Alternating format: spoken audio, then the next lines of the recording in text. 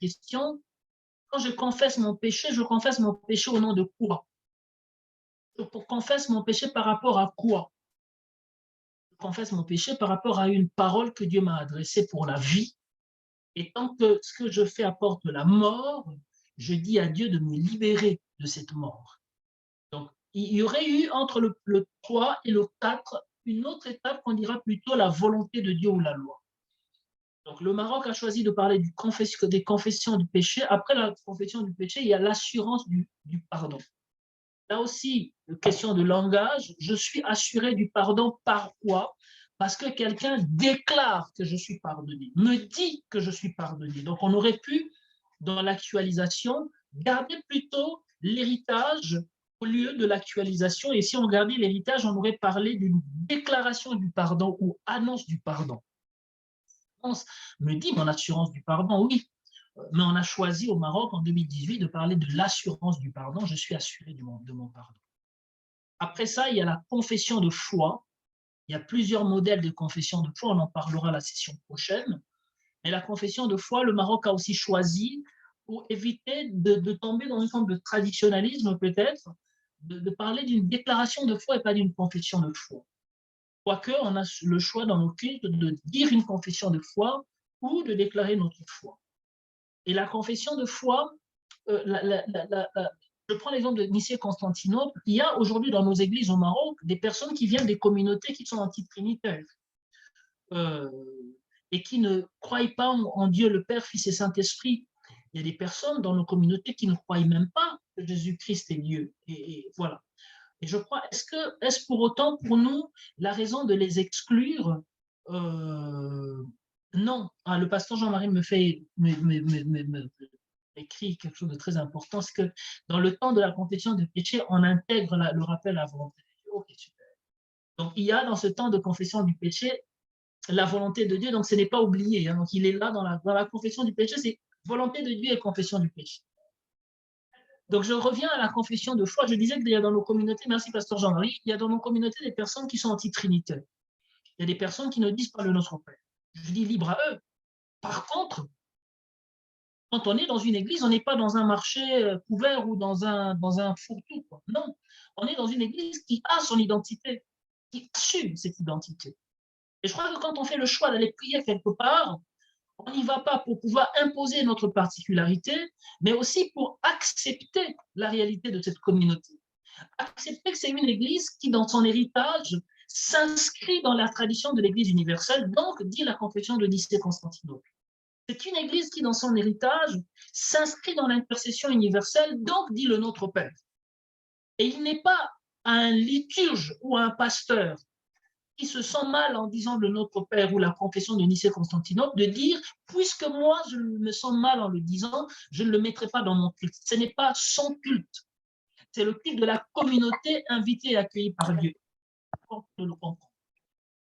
Ça évitera de tomber dans une forme, malheureusement, d'individualisme qui nuit et qui détruit l'Église. Donc le Maroc a dit, au-delà des confessions universelle ou traditionnelle de l'Église, il y aura aussi une autre confession qu'on appellera plutôt déclaration, puisque le mot confession est réservé aux confessions des conciles ou des confessions des grands conciles, comme on les dit. On va plutôt choisir une déclaration où on va dire qui nous sommes, on va dire la foi qui nous réunit. Et il y a une merveilleuse déclaration de foi de l'EAM qui, là aussi, peut être dit à cet endroit-ci. Et il y a plusieurs déclarations de foi qu'on peut retrouver aussi dans plusieurs sources, livres, sites, Internet, qui peut aussi être dit dans la communauté. Aujourd'hui, on a des PowerPoints, on lit la confession de foi ensemble. Moi, dans ma communauté, on n'a pas de PowerPoint, donc j'imprime quelquefois des confessions de foi en antiphoné, c'est-à-dire on le lit à deux voix. Moi, je lis une partie, la communauté lit l'autre partie, ou la rangée de gauche lit une partie, celle de droite lit l'autre partie.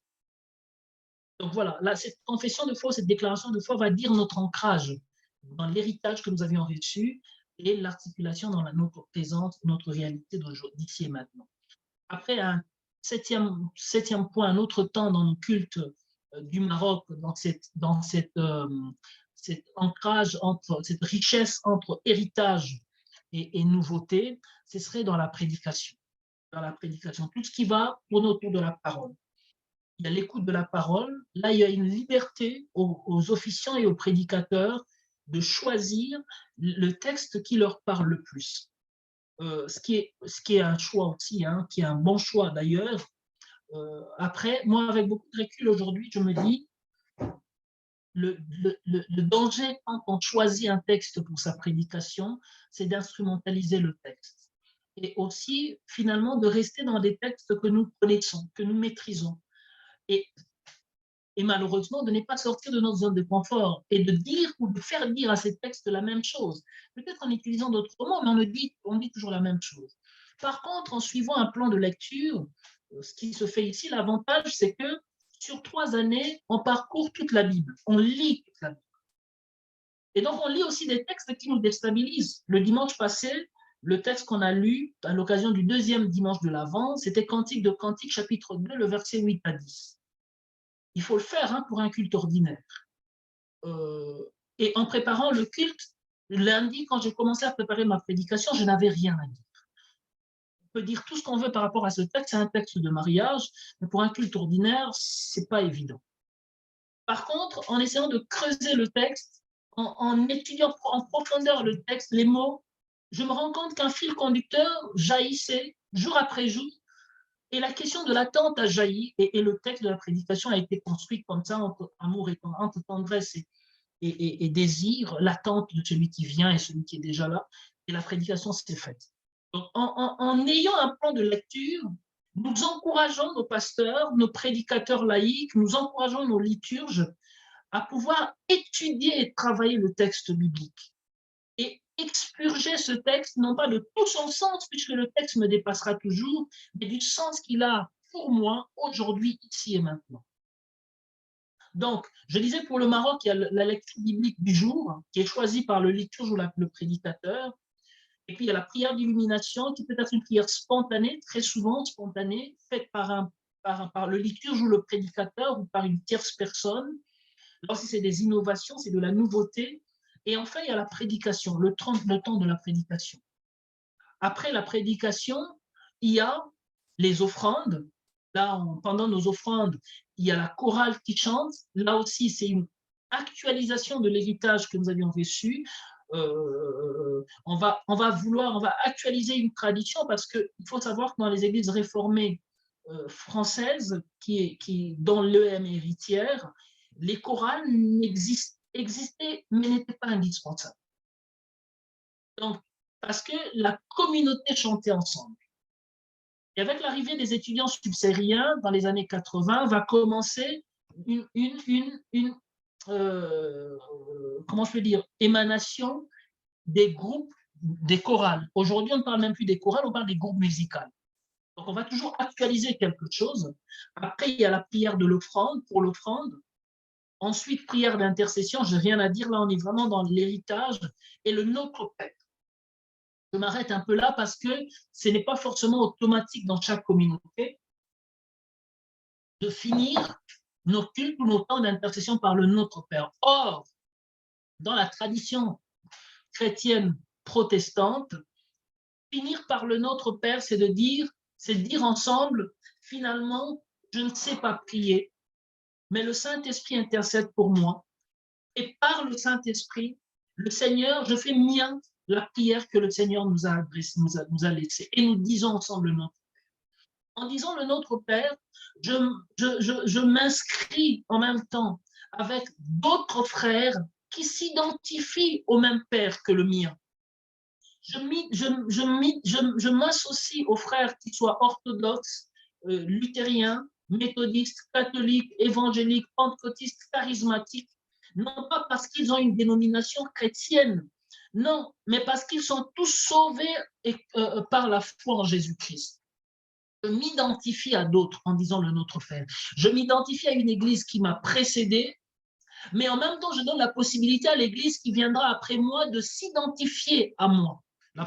L'auteur de l'Épître aux Hébreux dira même, fera même mention de la multitude, de la nuée des témoins qui nous environnent. On n'est pas seul dans cette vie de foi. quand il parle de la nuée des témoins, il va même pas évoquer Moïse. Donc, il va remonter très loin dans le temps. Quand je dis le Notre Père, je m'inscris aussi dans une ligne apostolique. Je me mets dans la même famille que Pierre, Paul et Jean. Après, il y a la liturgie de la Sainte Seine, qui est où on a dans les arcs. Je ne suis pas dans mon bureau, donc je n'ai pas les bouquins. Il y a Arc-en-Ciel, qui a un livret de chant qui donne une liturgie classique. Mais nous pouvons construire cette liturgie autrement. Il y a un bel outil dans la bibliothèque d'Al-Muafaka qui s'appelle La galette et la cruche du pasteur Antoine Nice, qui donne aussi plusieurs formes de liturgie de scène, où il va construire la Sainte Seine à partir de plusieurs textes bibliques. Pour les théologiens, je crois que les uns et les autres sommes habilités aujourd'hui d'interroger un texte biblique et de construire une liturgie de Sainte Seine autour d'un texte biblique. Enfin, il y a la partie de la présentation des invités et les annonces. Je disais que le temps des annonces est un temps d'ouverture au monde. Si vous vous rappelez encore, quand j'ai parlé des temps cultuels, j'ai mis l'accueil des invités, j'ai mis les annonces, les offrandes et l'intercession dans un seul moment. Puisque les annonces nous ouvrent au monde, les offrandes et l'intercession sont des réponses aux annonces. Donc, normalement, l'annonce serait mise juste avant l'intercession, pour que l'intercession trouve un sens. Nous prions aussi pour ce que nous avions annoncé. Nous prions aussi pour la fête paroissiale, pour les cellules d'études bibliques. Donc, voilà. Nous prions aussi pour les invités que nous avions accueillis. Voilà. Ça aurait plus de sens, en fait. Donc, la présentation des invités, je disais qu'elle ne fait pas partie de la tradition, notre tradition ecclésiale. Par contre, c'est une innovation par rapport à la réalité de nos réalités anthropologiques. Nous sommes une société communautaire, pour ne pas dire communautariste. On n'est pas dans l'individualisme. Ce n'est pas une société de l'individualité, c'est une société de la communauté, ce qui fait que quand une personne est nouvellement arrivée, nous disons que nous l'accueillons. Nous arrêtons après le culte pour parler avec lui, pour partager des biscottes, une limonade avec lui. Alors que ici, en Europe, c'est une société de l'individualité. La personne vient au culte et quand le culte finit, elle part. Elle part. Et comment je peux dire, la seule façon de l'accueillir peut-être, c'est si elle demande la visite d'un pasteur, ou si elle demande la visite d'un frère ou d'une sœur, ou si elle est connue par d'autres paroissiens. À ce moment-là, l'Église prend l'initiative de le contacter. Donc, c'est vraiment une réalité anthropologique, comme je le disais. Autre chose, et c'est le temps de bénédiction et prière finale. La prière finale, c'est cet envoi dont nous avons fait allusion. On parlera plutôt de la bénédiction et de l'envoi et pas de la prière finale. Voilà, ça c'est l'ancrage ou l'héritage de l'Église du Maroc et comment cette Église a voulu actualiser son culte. Comment cette Église a voulu, à partir de son héritage, intégrer la nouveauté par les chants, par les mots, par les gestes, mais en même temps, elle a intégré la nouveauté par les modalités du culte. Par modalité, j'entends le fait qu'il fut un temps où le pasteur ou l'officiant faisait tout le culte au Maroc. Et il fallait attendre, recevoir un pasteur pour que le culte ait lieu. Le pasteur ou l'officiant faisait tout le culte parce que c'était la tradition de l'Église. Sauf qu'avec le temps, il y a eu innovation, il n'y avait plus que le pasteur ou les officiants, mais il y avait aussi des laïcs engagés qui se sentaient appelés à la conduite du culte qui faisait le culte. Donc on va avoir aujourd'hui au Maroc, dans la nouveauté, des cultes où il y a un conducteur de culte et puis un prédicateur, et ensuite le conducteur de culte. On va avoir aussi le prédicateur, le pasteur. Et puis il y aura une autre nouveauté. On aura le conducteur de culte et le prédicateur dont ni l'un ni l'autre ne sont pasteurs. Les deux sont des laïcs, mais ils vont conduire le culte. C'est une nouveauté qui est aussi comment je peux dire, justifiable théologiquement et bibliquement. Et une troisième innovation, on va avoir des laïcs qui vont faire des casuels. C'est-à-dire, on trouvera aujourd'hui dans nos églises du Maroc des personnes qui ne sont pas pasteurs, mais qui vont baptiser, qui vont donner la scène. Alors que dans la tradition dont nous sommes héritières, le pasteur, les casuels ne sont faits que par les pasteurs. C'est-à-dire un baptême, une sainte scène n'est officié que par un pasteur. Donc voilà, c'est des innovations qui vont être ajoutées par l'Église du Maroc. Les choses qu'on va perdre, c'est l'utilisation des cantiques. On va plutôt utiliser des chants contemporains, des chants qui ne sont peut-être pas liturgiques, mais qui sont chrétiens. On en parlera la fois prochaine. On va aussi, autre chose qu'on va perdre, on n'aura plus des répons. C'est-à-dire, entre chaque moment cultuel, il y a ce que la tradition protestante appelle les spontanés ou les répons. C'est des courts moments musicaux où l'Église chante quelque chose. Ce chant sera comme une transition entre deux moments cultuels. Donc, on ne les aura plus. On va même à un moment, et heureusement, j'ai cru comprendre en voyant quelques publications du Maroc, j'ai cru comprendre que c'est revenu. On va même à un moment abandonner le calendrier liturgique. C'est-à-dire qu'on va essayer de, je ne dirais pas diaboliser, mais on va essayer de pouvoir de mettre en marge de la communauté les moments de l'Avent, les moments de Pâques, et on va plus mettre un accent sur le réveillon du Nouvel An, puisque même pour la question de Noël, ça va commencer à poser problème. On va proscrire de nos communautés l'utilisation de la bougie, puisqu'on va faire un lien, malheureusement, entre l'ésotérisme et la bougie. Par contre, quand il n'y a pas d'électricité chez nous, ou quand nous voulons une bonne senteur, nous n'hésitons pas d'allumer une bougie. Donc, on va vraiment faire le choix de nier le sens ou le signe pour ne garder que l'objet. Alors que le signe et le sens ont leur place, ont quelque chose à nous dire, quoi. Alors que dans les églises de France, il y a aujourd'hui de plus en plus des pasteurs qui ne veulent plus mettre la toge parce que, d'une part, une toge coûte entre 700 et 1000, voire 2000 euros. Donc, ça coûte cher pour les pasteurs qui ne sont pas chers payés. D'autre part, en été, il fait chaud, super chaud. En hiver, il fait super froid.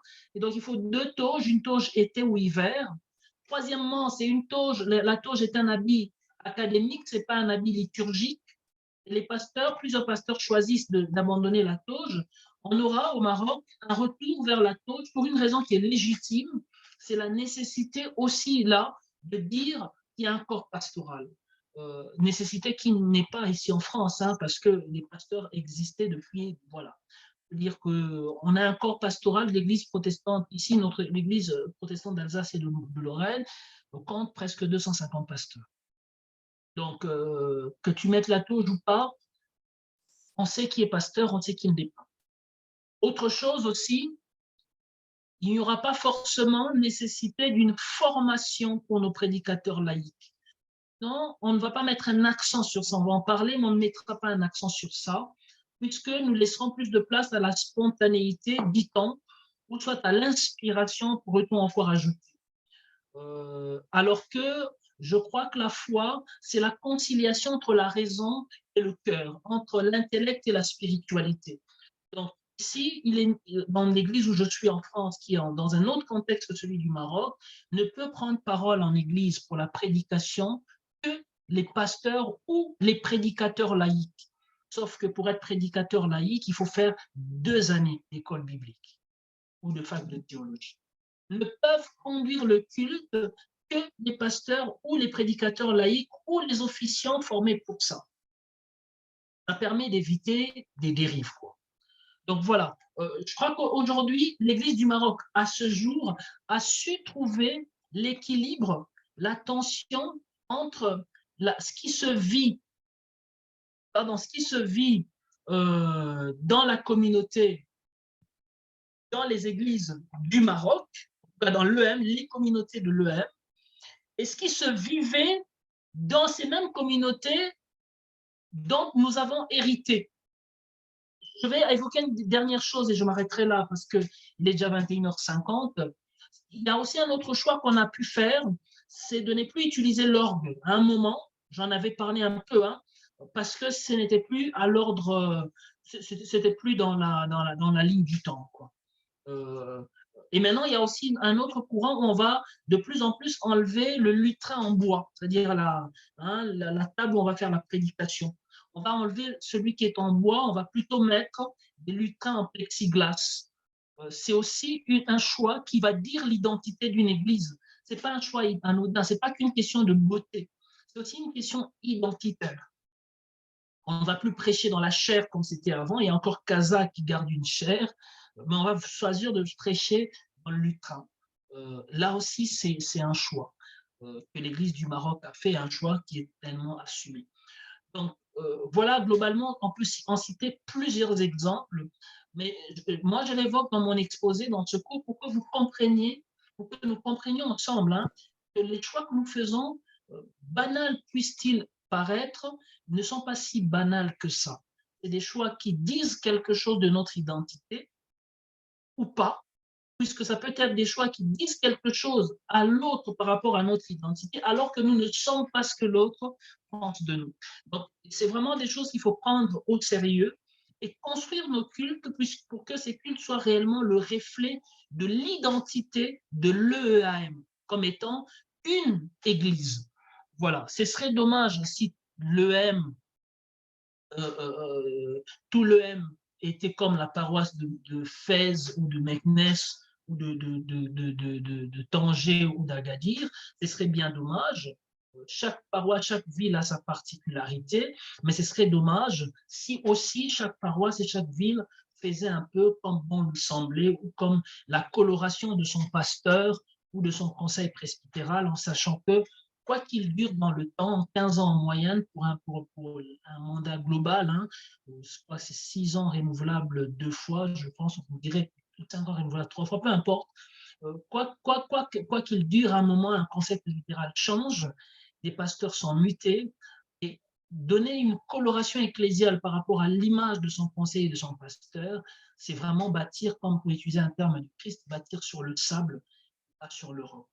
Il est vraiment nécessaire de pouvoir décider, de pouvoir voir quel est l'héritage de l'Église, quel est l'héritage de l'EAM en tant que tel, et autour de cet héritage, construire, mettre de l'innovation, de la nouveauté, pour que l'on ne soit pas dépaysé, que l'on soit à Tanger quand on vient faire un culte à Agadir ou vice-versa. Voilà. Je m'arrête là pour aujourd'hui. La semaine prochaine, enfin la session prochaine, nous repartirons sur ce Caneva, à partir de ce Caneva, et nous verrons comment, déjà, ce qui tourne autour de ce temps liturgique, les questions de vue, quand je dis vue, c'est-à-dire lumière, décoration, toge, tout ce que vous voulez, et puis les éléments matériels qui construisent le culte, donc par les chants, la chorale ou pas, quelle chanson, quel type de chanson, mais en même temps voir comment, en tant que liturge ou pasteur, on peut construire un culte. Et pourquoi une prière écrite et dite pendant le culte a tout son sens qu'une prière spontanée. Voilà. Merci pour tout et que le Seigneur vous bénisse. Donc, je laisse la place aux questions et au pasteur Jurov pour les quelques minutes qui Merci nous restent. beaucoup, pasteur Maxi.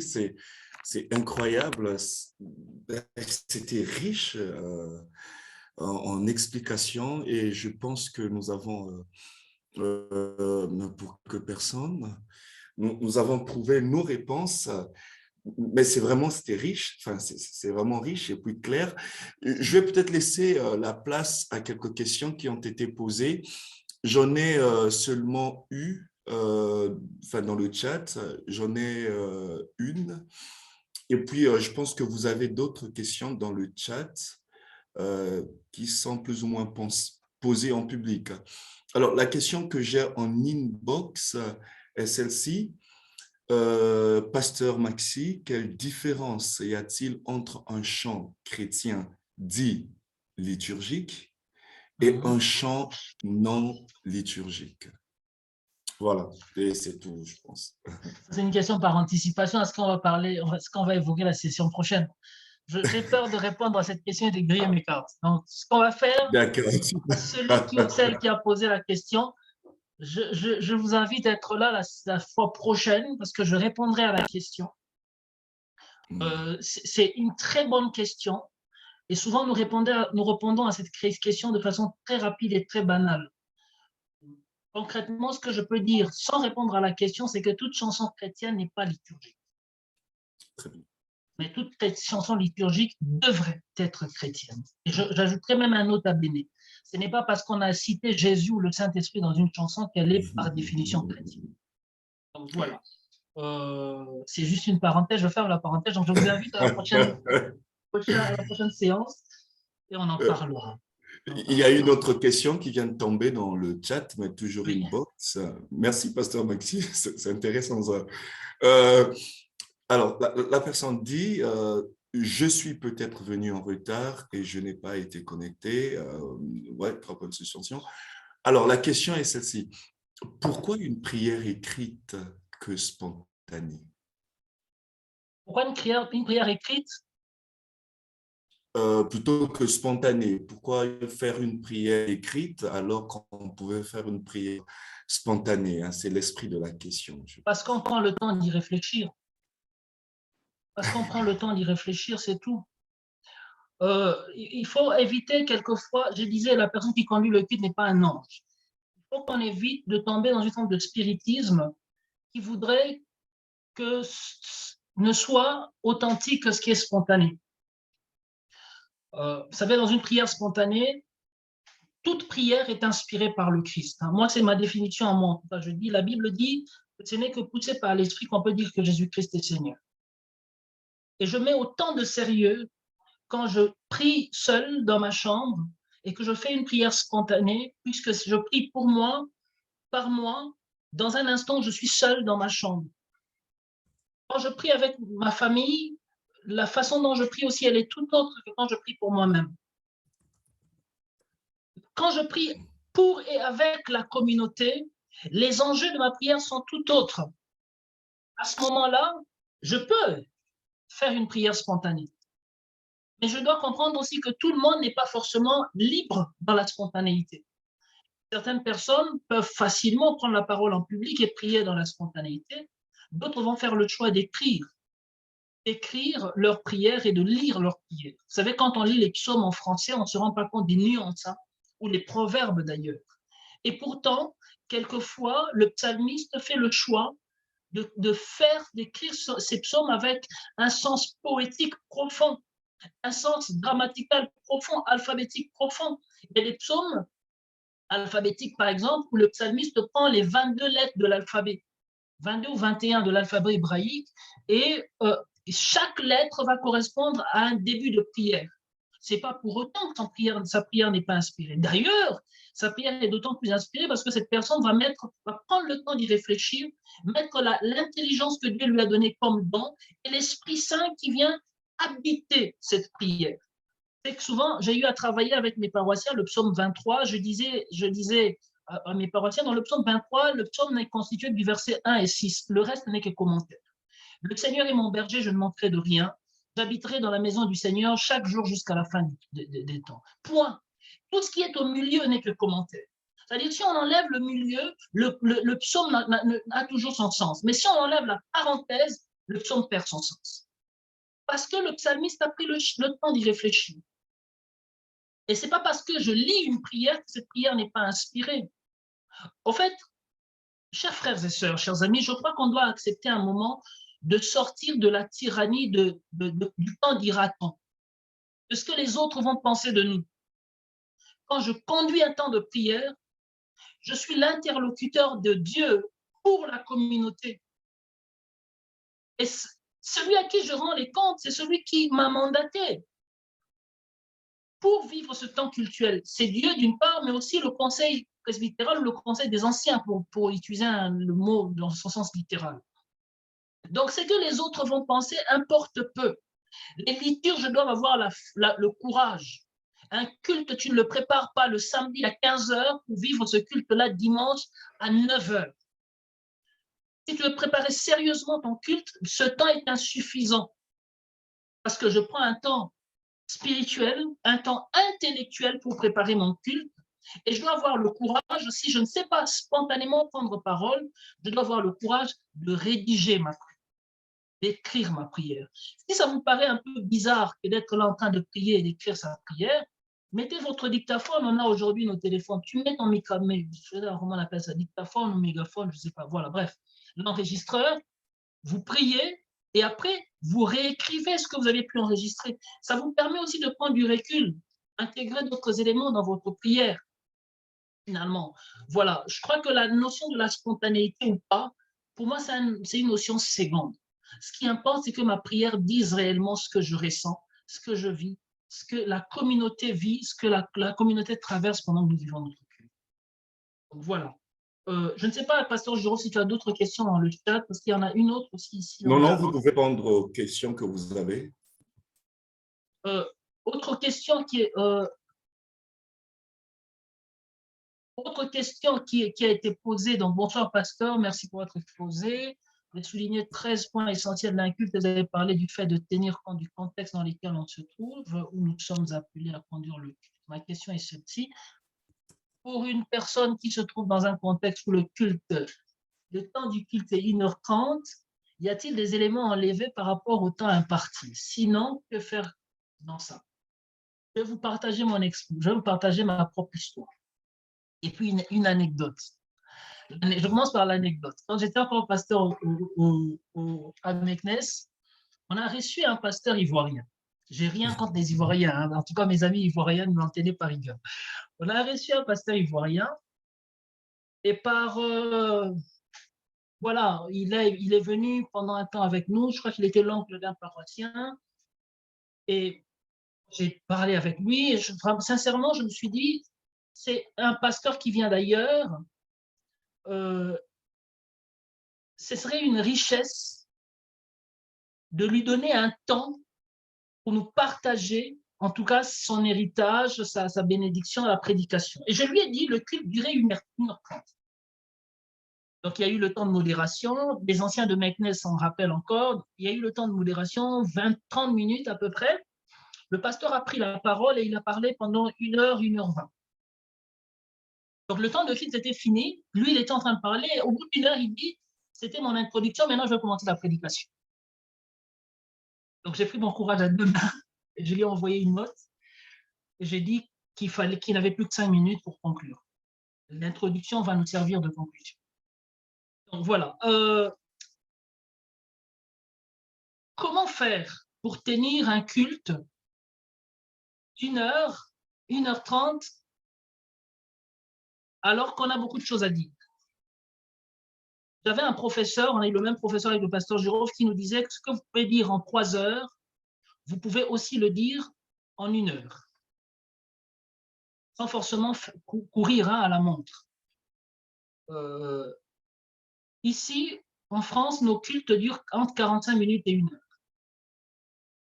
45 minutes et 1 heure. C'est-à-dire qu'on commence nos cultes à 10 heures juste, à 11 heures juste. Il faudrait qu'il y ait le jeu d'orgue final pour que les gens commencent à partir.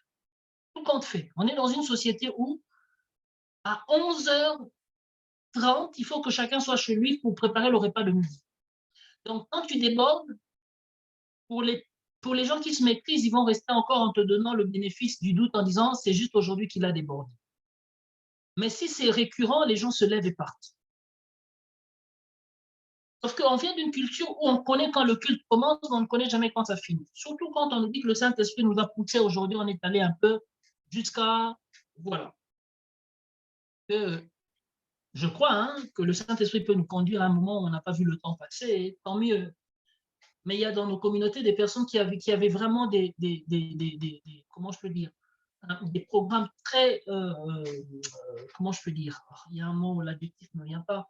Il y a des personnes qui étaient obligées de partir et le Saint-Esprit savait qu'ils avaient des choses hyper importantes à faire. Je crois en un esprit de liberté, un esprit qui n'imposera pas à qui que ce soit de rester au-delà des temps, et au-delà du temps. Et si ça arrive, il prendra ses dispositions. Donc voilà. Ici, le culte dure entre 45 minutes et 1 heure. Ma prédication ne dépasse pas 15 minutes. Elle ne dépasse pas 15 minutes. Alors que,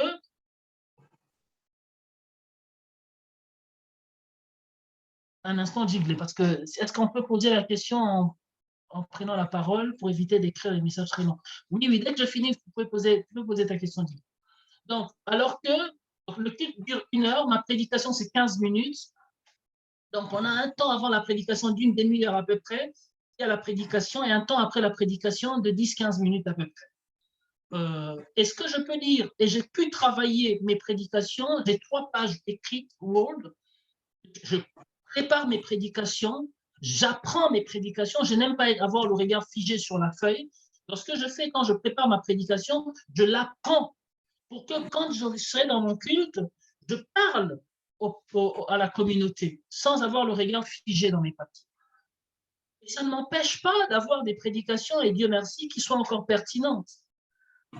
Et souvent, nous prenons trop de temps parce qu'au lieu d'aller au cœur du message, nous allons donner des anecdotes, nous allons raconter des histoires, voilà. Et quelquefois même, on raconte plus d'histoires qu'on est sorti du texte, on a fini le temps, 45 minutes, 1 heure du temps, on n'a pas dit grand-chose. Et voilà, donc pour moi, je crois qu'un culte qui dure 1 h 30, on n'enlève rien, mais on va à l'essentiel. Et si on va à l'essentiel, on peut vivre notre temps de culte avec ces 13 points. C'est possible. J'étais à Thionville, une paroisse pas loin d'ici. On a fait un culte avec Sainte-Seine en 54 minutes. Le culte est sur Internet. Si vous allez sur YouTube, vous tapez paroisse de Thionville, paroisse réformée de Thionville, ou bien Maximilien Buzeka, paroisse réformée de Thionville. Vous verrez le culte, 54 minutes, tout le culte, prédication et Sainte-Seine compris. Donc voilà.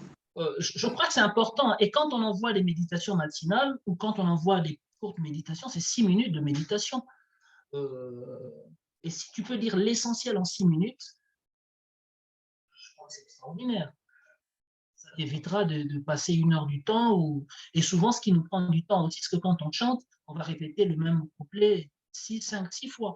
Ça prend du temps. C'est pas mauvais, hein, c'est un choix qu'on fait, mais il faut assumer ce choix-là. La répétition est mère de science, c'est bien, mais quelquefois, au lieu de répéter les choses, tant mieux apprendre des nouvelles. Voilà. Gilles, est-ce que tu peux poser ta question? Oui, bonsoir, pasteur. Merci beaucoup pour la parole. Bonsoir à tout le monde. En tout cas, déjà, je voulais te dire merci pour la présentation qui nous enrichit beaucoup. C'est tellement dense que je pense qu'on doit prendre le temps, en tout cas, pour y revenir là-dessus. Si je me trompe dans ma question, tu me corrigeras, mais si tu permets, je vais poser la question. En suivant la présentation, je vois que dans la liturgie, telle que ça a été présenté, il y a une part assez importante qui est accordée à l'héritage au sens de tradition, de ce qui était déjà la façon dont les choses se faisaient et bien sûr qui contribue à nous construire aussi. Quand on voit dans l'Ancien Testament, on voit que le culte, bon, si on peut comme ça l'appeler, hein, du moins avec la loi de Moïse, était réglé vraiment dans les moindres détails, millimétré, tout était décrit par Dieu, la façon dont le culte devrait être fait, quoi, de sorte que on ne pouvait pas introduire quoi que ce soit de nouveau par l'homme, si je peux comme cela m'exprimer. Et quand Jésus parle dans Jean 14 à la femme samaritaine, il dit que l'heure vient, et elle est déjà venue, voilà, où les vrais adorateurs adorant le Père en esprit et en vérité. Bon, selon ma compréhension, c'est comme si Jésus annonce une époque carrément nouvelle où le Saint-Esprit, en tout cas, sera, disons, le conducteur principal. Je cherche à trouver les mots. Je vais dire comme ça, l'acteur central du culte. Oui. Bon, je voulais déjà avoir un peu un regard plus approfondi sur ce point. Comment on doit comprendre ce verset-là où il dit les vrais adorateurs l'adorent en esprit et en vérité. Si on prend ça comme une base, Jésus donne la base sur laquelle doit être fondé le culte. Maintenant, les liturgies que nous proposons aujourd'hui, bien sûr qu'elles ne sont pas du tout mauvaises. Quelle est la base finalement? Est-ce que c'est juste le résultat de beaucoup d'analyses, de réflexions, de constats où voilà, on a retenu des choses riches de l'expérience, parce que comme ça nous a été dit dans la première séance, à l'époque des premiers chrétiens, on n'a pas vraiment des éléments qui nous permettent de définir de bout à bout ce que c'est qu'une liturgie. Donc aujourd'hui, sur quoi est basée les liturgies en fait que nous établissons de A à Z? Merci. Merci beaucoup, Jigle. Merci beaucoup. Donc je vais très rapidement, je vais essayer de reprendre parce qu'il y a d'autres questions qui arrivent. Je commence par la fin. Hein. Je vais évoquer deux éléments qui sont très liés. Merci pour la question qui est très pertinente. Hein. Deux éléments qui sont liés. Dans Jean 14, quand le Seigneur parle à cette femme en disant « L'heure vient, elle est déjà arrivée » où les vrais adorateurs adoreront le Père en esprit et en vérité. Dans ce même texte, il est question de Jérusalem. Oui. Quel est le lieu authentique où il faut adorer? Il n'est plus question, il n'est pas question d'une parole ni d'un esprit, il est question d'un lieu, puisque Dieu habite un lieu. C'est toute la tradition de l'Ancien Testament. Dans l'Ancien Testament, Dieu est attaché à un lieu. La sacralité est attachée à un lieu. C'est aussi la tradition catholique aujourd'hui. La sacralité du culte est attachée à un lieu. On ne peut prier Dieu que dans ce lieu-là. C'était Jérusalem. Et Jésus annonce un temps où Dieu n'habitera plus un lieu, où la présence de Dieu ne sera plus liée à un endroit, mais à un événement. Et cet événement, c'est l'esprit qui me permet de pouvoir être entré dans la, je vais utiliser un terme plutôt contemporain, entrer dans la balle, dans la danse de cet événement, par l'esprit, puisque ce n'est que par l'esprit que je peux reconnaître que Jésus-Christ est Seigneur. L'heure vient où les vrais adorateurs adoreront le Père en esprit et en vérité, parce que c'est cela que c'est ce type d'adorateur que le Père recherche. Jésus, en le disant à la femme samaritaine, le dit aussi pour justifier un événement, parce qu'il faut quand même savoir que l'évangile de Jean raconte l'évangile, on raconte l'événement pascal à peu près après les écrits de Paul. Quoi. Jean écrit autour des années 70-80, alors que Paul a commencé à écrire presque 20 ans avant. Donc Jean, en disant cette parole du Christ, veut nous dire, veut aussi, d'une certaine façon, justifier pourquoi le temple de Jérusalem n'existe plus. Le lieu du culte, ce n'est plus le temple. Le lieu du culte, c'est une parole. Alors que le judaïsme va choisir une autre voie, va dire le lieu du culte, ce n'est plus le temple, le lieu du culte, c'est un livre.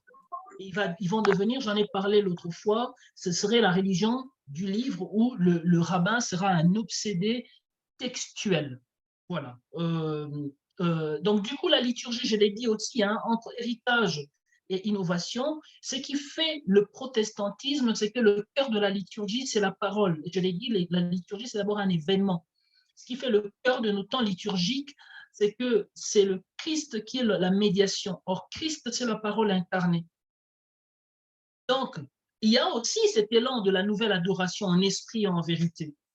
Mais ce n'est pas parce que je dis en esprit et en vérité que le rite, encore faut-il que ce rite existe, est proscrit. Non. Excusez-moi si j'ai donné l'impression de nous attacher trop au rite. Non. Ce que j'ai voulu dire, c'est que nous ne pouvons construire dans l'innovation qu'en nous attachant à une identité dont nous avions hérité. Et nous avons hérité non pas d'une identité catholique ni kimbandiste, nous avons hérité d'une identité protestante. C'est par rapport à cette identité que nous construisons nos temps liturgiques.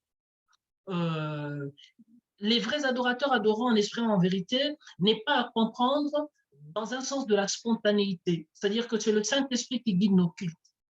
Oui, le Saint-Esprit guide nos cultes, mais le Saint-Esprit passe par des hommes et des femmes qui ont aussi leur finitude et leur altérité. J'ai donné un exemple la semaine passée, je parlais du sens des mots dans les épîtres. Quand Paul parle à l'épître, son épître aux Romains, quand il parle de Phoébé, Paul appelle Phoébé diacre de Cenchreae, ministre de Cenchreae. Et pour Paul, ce mot ministre ne renvoie pas à un serviteur de table, mais à un apôtre. Alors que, avec le temps, malheureusement, les humains ont choisi de traduire cela ministre de table ou diacre parce que ça arrangeait nos intérêts. Pourquoi je donne cet exemple? Juste pour nous dire que le Saint-Esprit agit dans nos communautés, mais il agit au travers des hommes qui sont marqués par la chair, par leur finitude, par leur réalité. Et c'est d'ailleurs ce qui est extraordinaire, c'est que malgré nos insuffisances, le Saint-Esprit agit. Malgré nos insuffisances, il nous accueille quand je viens conduire un temps de culte, moi-même, je suis accueilli et tout mon culte, puisque j'ai préparé ce culte avec lui. Ce n'est pas que de l'ordre de l'intellect, hein. Un culte se prépare d'abord dans la prière.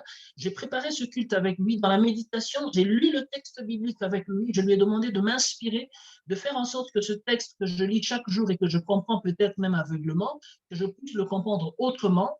Ce culte que j'ai préparé avec le Saint-Esprit, je viens la vivre avec la communauté. Culte que j'ai préparé, pas simplement pour moi, mais pour moi et la communauté. Donc, voilà ce que je peux dire, hein, par rapport à cette notion de prière en esprit en vérité et cette nécessité pour moi de l'ancrage historique, parce que toute communauté, qu'elle soit traditionnelle ou pas, a une histoire. Elle ancre son histoire par rapport à elle ancre sa réalité par rapport à son histoire. Je ne suis pas un fervent amateur des réseaux sociaux, mais quand vous allez dans les réseaux sociaux, vous remarquez malheureusement combien des églises se déchirent parce qu'une annexe n'a pas voulu suivre la ligne conducteur du fondateur. En réalité, qu'est-ce qu'elle veut dire? Elle veut dire que cette annexe choisi de faire les choses autrement que comme ça a toujours été fait dans l'histoire. Elle a choisi de créer une rupture avec l'héritage. C'est tout ce que ça veut dire.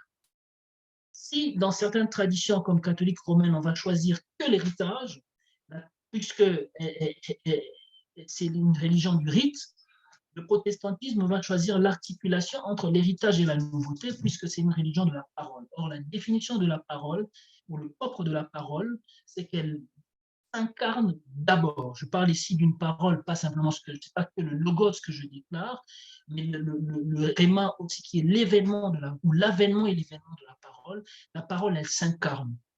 L'incarnation de la parole que je mets en écho avec l'histoire pour vivre en temps de culte. Voilà un peu ce que je peux dire, hein. Je ne sais pas si j'ai répondu à toute la question ou si j'ai oublié un aspect.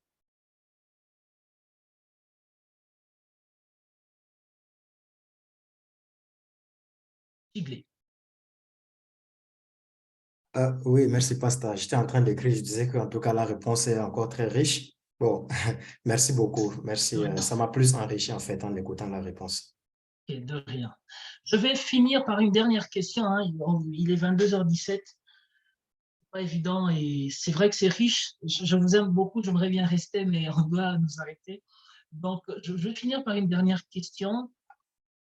Il y avait une question inbox. Le dernier diapo est disposé en ordre. Si oui, peut-on adorer dans un culte de dimanche sans confession de péché?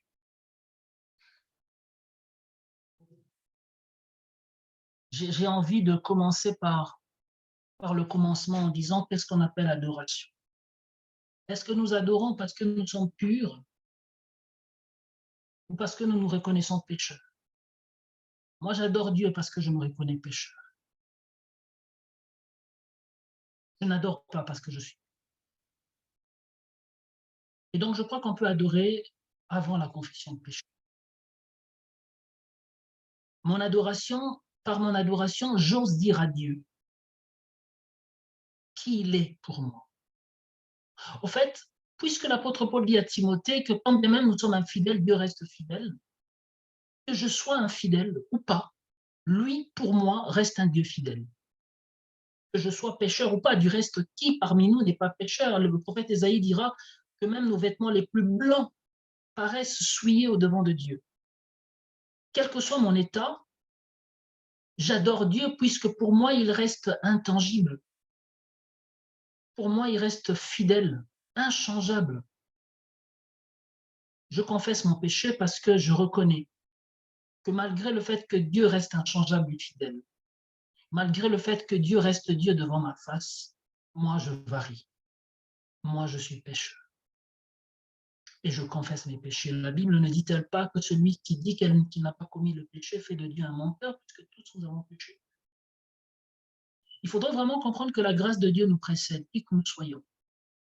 C'est parce que cette grâce nous précède que sa parole devient vivante dans nos vies et nous permet de vivre. Ce que je suis en train de dire, je fais de la théologie et de la pastorale. Ce que je suis en train de nous dire peut nous bousculer, peut même nous déranger, puisque on a une autre façon de concevoir les choses.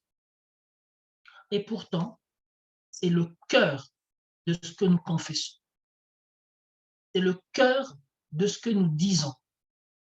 De se dire que quoi qu'il arrive, la grâce de Dieu me précède. Je m'arrêterai par là. Il y a un autre texte d'ailleurs que le pasteur Jean-Marie vient de me partager, c'est Ésaïe, la vocation d'Ésaïe dans Ésaïe 6. Ésaïe contemple la gloire de Dieu avant de reconnaître son péché. Du reste, c'est parce qu'il a contemplé la gloire de Dieu que finalement, il se reconnaît pécheur. C'est parce que je l'adore. Je sais qu'il est pour moi que je me rends compte que je ne suis pas digne de l'avoir comme Dieu. Mais heureusement, je suis digne de l'avoir comme Père. Ça, c'est extraordinaire. Parce que Dieu est transcendant, il est loin. Le Père est immanent, il est proche. J'ai raconté une histoire à une sœur aujourd'hui, parler de prédestination, et donc j'ai raconté l'histoire du chat et du maman chat et du maman singe. Quand l'enfant singe est en danger, le maman singe place l'enfant dans son torse ou dans son dos pour le sortir du danger, mais l'enfant doit s'agripper dans le dos de sa maman. Il doit faire un effort pour ne pas tomber. Et s'il tombe, il est encore exposé au danger. Alors que le maman chat, quand elle va chercher son enfant, elle le prend par le cou. Elle ne laisse pas à l'enfant la possibilité d'être actif, de participer à son salut. Et sort l'enfant du danger. Ma compréhension de la foi, elle est celle-là. En fait, puisque je suis sauvé par grâce, je ne participe pas à ce salut par les œuvres. Et puisque je suis sauvé par grâce, je viens vivre ce salut par les œuvres. Et c'est pour ça que l'apôtre Paul va dire dans Éphésiens chapitre 4, si ma mémoire est bonne, que nous ne sommes pas sauvés par les œuvres, mais nous sommes sauvés pour les œuvres. Quand on est libéré, on ne vit plus notre foi chrétienne comme un joug, comme un ensemble de rites à faire, des règles à accepter, comment on dit ça, des lois à mettre en pratique. Non, on vit